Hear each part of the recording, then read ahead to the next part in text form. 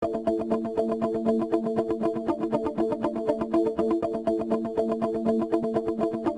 we're here in Alameda. I'm here with Patricia Garfield and Diane Murray. These were the first two women to do the double-handed Transpac race. That's from Southern California to Hawaii, and I heard when they got there, they immediately turned around and sailed back again. So, if you're ready for an interview, here we go. What made you go on this Transpac race? What got you into all this sailboat racing? In fact, it all started with the dream to go cruising. And then one day it occurred to me that I had never been offshore and that maybe it would be a good idea to try some offshore sailing before I committed to a round-the-world cruise. So we discussed it, and Diane's my mentor and my sailing instructor. Hey, Captain! We thought that maybe doing it with 80 other boats and going to Hawaii might be a good plan. So that's all it took? That's all it took. You got the bug. Now, Diane, you're a sailing instructor, and you've had lots of ocean racing experience. You actually motivated your friend here to do this. You put together the women's team. That's outstanding. So tell us a little bit more about that. Well, I had only done it crewed before with like 8 or 9 people on board, and return boats with 5 or 6 people on board. So she says, well, why couldn't we do it? So I didn't want to say, well, I guess we couldn't do it. But so we continued on from there, and then we found out that we were the first 2 women that were going to make history in this 100-year anniversary of this race. And so then the pressure seemed like it was on. But our whole goal was just to get there and to be safe and have fun. So rumor has it you guys almost missed the start? What was that all about? As we left Rainbow Harbor, they would fire off a gun and announce, each boat as it was leaving. And as the gun fired, my little puppy, Sashi, unbeknownst to me, took off. I get a call from my brother saying that my dog is gone and nobody can find her. And my dog is is my child. And so we turned the boat around, and I just could not go to sea for 2 weeks, and knowing that my dog was gone. So we turned around and came back, and so sure enough, they found her, and we redlined it all the way to the start just in time to check in, turn around, hoist the sails, and be the first off the line. Thank goodness for the ground support crew. Exactly, it takes a team. Okay, Pat, now I hear you're quite the successful businesswoman. Now, you are owner of the Catalina Yacht dealership in San Francisco. Yes. Tell us a little bit about that. Well, I purchased this dealership about 8 years ago, and prior to that I was in the medical industry, VP of worldwide marketing, and I wanted a real boat that I could go cruising on. So I went to the show and saw the Catalina 470 and fell in love with it, and at the time they didn't have a slip available for me, so they allowed me to keep the boat at the dealership where I bought it, Farallone Yachts.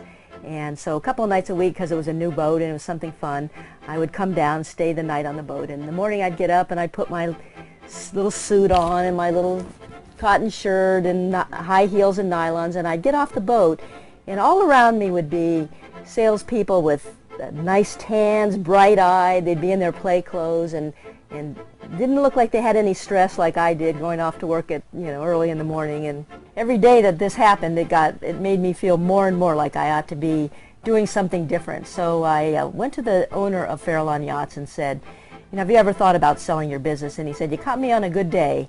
And but I had a gut feeling that this was where my heart and soul was. And I'll add to that now, I also heard that this is #1 dealership in the world. Is that correct? Oh, yes, it is. Thank you. Just last year was our...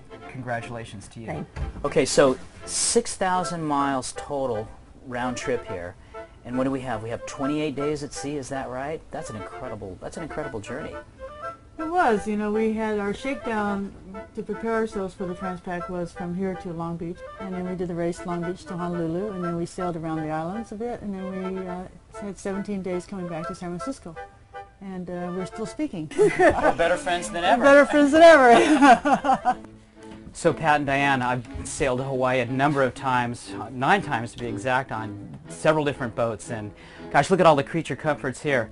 I'm used to dehydrated food, we're trying to keep everything ultralight, pipe bursts, hardly anything down below, and look what you've got here. This would spoil me. Well, it is, we're not long suffering, actually. We didn't intend to suffer too much, and we were, I think, the only people on the Transpac that actually gained weight at the end of the race. We had ice cream every night. My mother did a big batch of chocolate chip homemade cookies for us, and we showered every night. We're used to just washing our clothes in a bucket of salt water. You guys have a washer dryer on board? Absolutely. You mean every Transpac boat doesn't have a washer and dryer and water maker, and You know, we laughed at it as some of the guys are boarding the, you know, the sleds. They have their little bag that they weigh before they go on board. They cut the end of the toothbrush off to save, you know, save weight. And we've got 3 cases of wine on board. We have an anchor. Oh, we just, you know, we did it a little differently. We were just 2 girls. So everybody has a story to tell, an adventure. Tell us what happened with you ladies out there. Probably wasn't an unusual experience, but things happen, and they always happen at night. Basically, Patty's position was foredeck on the boat, and I was at the helm and the sheet trimmer. So one of the times Patty was at the foredeck, and we were getting ready to hoist the halyard for the spinnaker, and it was made supposedly, and I went to pull the halyard, and the halyard went up without the sail. And so Patty looked at me and I looked at her, and it was like a vote. Who's going to go up on the boatsman's chair to go to the top of the mast? We had a crew meeting, actually. We had a crew meeting, right. And I lost. So, and of course, I'm up there, and then Patty decided she's going to take pictures, and I just wanted to be down. But the funniest thing that happened was really a true test for this boat was we were surfing down the 12-foot seas with the spinnaker, and just nice evening ride, and all of a sudden the pole went forward because one of the lines had chafed through, and we did what they call a roundup and broached big time on the side of the swell. And we had forgotten, we had lackadaisy, we left the port open, so we scooped up half the ocean inside the boat. And but the boat rode right back up. It just took us 4 hours to clean everything up, and then we were underway again. So tell me, 13 days at sea, I mean, you're arriving in the Hawaiian Islands and you can just smell them off in the sunset here or the sunrise. Tell me what's going through your mind as you're coming in.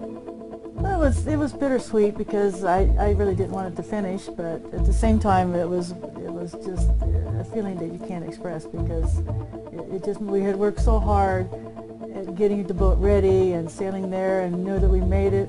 It almost chokes me up just to think about it right now. And it was even a little different experience for me in that I was not only foredeck, but I was also the navigator. So had it been Molokai that I saw, it would have been more exhilarating, but as it turned out, it was Maui.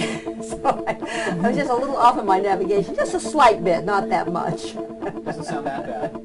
We're going through the Molokai Channel. It's just horrendous seas, big winds, and I'm sitting back there at the helm, and Patty decides that she wants to look pretty at the finish. So she goes down below in this conditions and takes her last shower. So because we knew we were going to cross the finish line at 7 in the morning, and Patty's line is better to look marvelous than to be marvelous.